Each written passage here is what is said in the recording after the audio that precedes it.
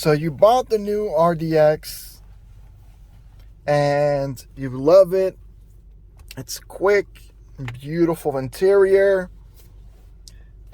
But then one day, the radio freezes on you. And just like movies, with all great films, you need great audio. Without music, it's kind of boring. I mean, you're in a quiet car, you're driving, and if you're somebody like me, you might get a little drowsy driving with no music on. You can always roll down the window. But of course, music is everything. Music is in everything we do, right? Here you see me trying to go through the steering wheel menu options.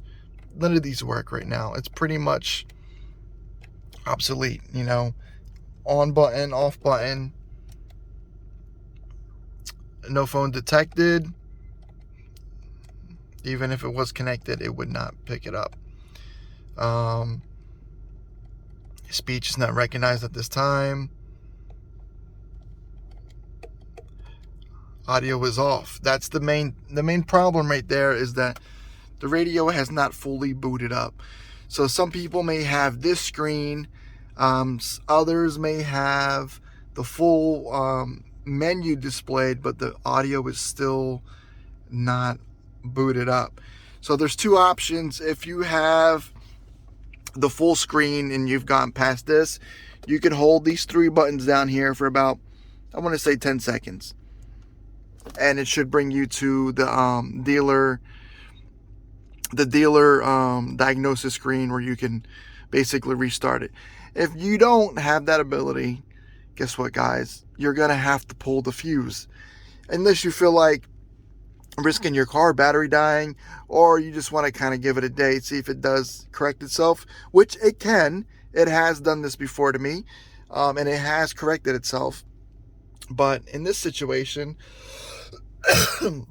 excuse me, or at least in this video, I'm going to show you where the fuse is. That way you could pull it, and you don't end up with a dead battery, especially in winter season, or if you're going somewhere and you need to leave the car parked. So let's get to it. So here we are on the underside of the dashboard, driver's side to be specific. And we have accessory. You guys probably can't see this. Accessory, SRS, a few different options. Audio is number 37. It's a 15 amp fuse. Audio right there. I'm going to try to pull that one first. I'm almost 100% it is that one. And it should reset it. Here are the fuses underneath. If you don't have a fuse puller, 9 times out of 10, under the hood is a fuse puller. I can't confirm if this car has it in a second. All right, wish me luck. I'm pretty sure I saw one. There we are. Here's our fuse puller. We'll borrow this guy and we'll pull our fuse under the dash. All right, once again, number 37. I have the fuse puller on there. It is a blue 15 amp fuse. I'm going to pull that out. Let's take a look at the radio. And the radio did indeed turn off. I'm going to go plug this sucker back in and we'll go from there. All right, so once again, the fuse is back in its place. Got my fuse holder. I'm going to now reboot the car, start the car. And let's see. Look at that. Nothing on the screen now. Shows my hood is open. I'm holding these three buttons, hoping I can get something. And this is what happened to me earlier. No results. But when I did put it in reverse, I got my reverse screen. So I'm kind of curious of what I can do next. But that's how you pull the fuse. And and more or less getting a little further than I am. We'll go from there. Alright, so second restart, still not working. I'm going to pull the fuse, leave it out for a few moments, and then come back to the car, put it back in. It may be one of those things where you just have to kind of give it a second to power down completely. It could be stuck in a state of starting up, almost like a computer. I'm going to give that a try, and we'll see what happens. So pulling the fuse for the second time, and I'm going to wait roughly an hour. Okay, so I waited some time, put the fuse back in.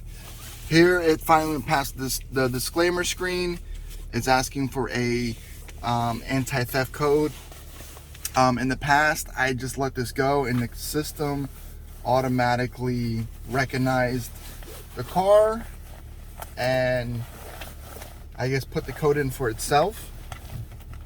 So we will wait and see if the same process happens. If it doesn't, then I'll go through the whole Acura, way of getting the code from offline, and we'll get this code put in. All right, guys, and there we have it. If you followed the prompt on the screen, it'll tell you to hold the power button on the radio for about 2 seconds, and it'll go past the security screen.